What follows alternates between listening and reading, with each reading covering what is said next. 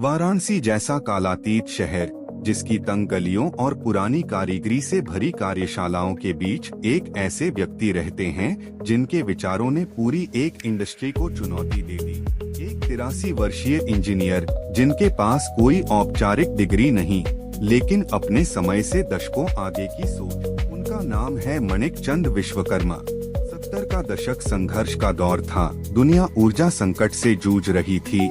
योम किप्पुर युद्ध और ईरानी क्रांति के बाद तेल की किल्लत बढ़ गई थी। भारत में पेट्रोल की कीमतें आसमान छूने लगी। आजादी के बाद चंद पैसों से बढ़कर दशक के अंत तक लगभग ₹3.60 लीटर तक पहुंच गई। रोजाना दोपहिया चलाने वालों के लिए यह बदलाव सब कुछ बदल देने वाला था। रॉयल एनफील्ड बुलेट, जावा, येज़दी, राजदूत जैसी मोटरसाइकिलें और बजाज व लैम्ब्रेटा के स्कूटर सड़कों पर राज करते थे, लेकिन उनकी मजबूत धातु की देह के भीतर छुपी तकनीक समय में कहीं अटक सी गई थी। वाराणसी के चेतगंज इलाके की एक छोटी सी वर्कशॉप में एक युवा स्वशिक्षित मैकेनिक ने यथास्थिति पर सवाल उठाना शुरू किया। चलते इंजन की हर आवाज, हर कंपकंपी उसके लिए हल मांगती एक पहेली थी।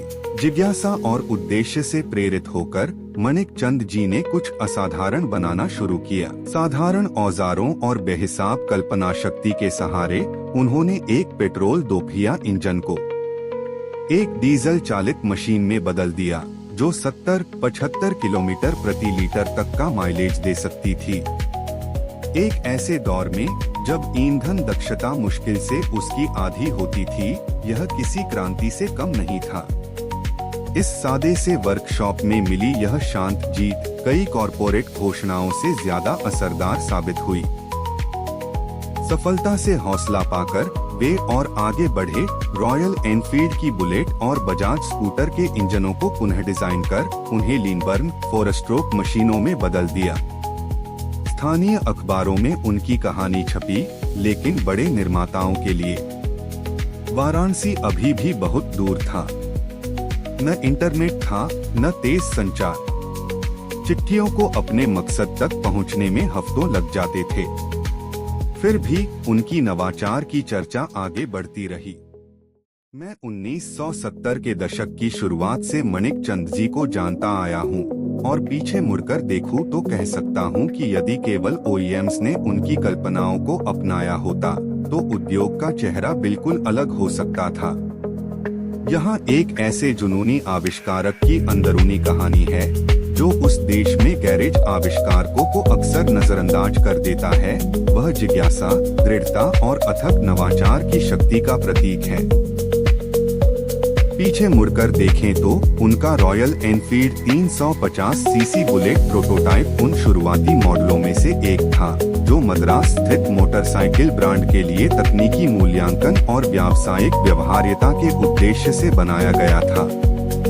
रॉयल एनफील्ड ने मूल्यांकन के लिए एक तकनीकी टीम भेजी। कई प्रोटोटाइप इंजन विकसित किए गए थे मूल्यांकन और परीक्षण के लिए।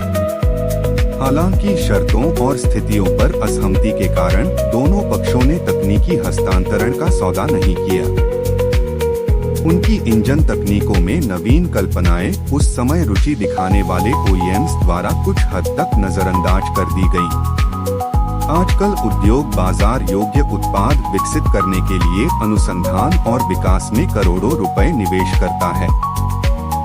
अष्टावर्षीय मणिक चंद जी आज भी इंजनों के लिए नई कल्पनाओं पर काम करने का आनंद लेते हैं, और वे चुनिंदा ग्राहकों के लिए विंटेज और क्लासिक मशीनों को सफलतापूर्वक बहाल भी करते हैं।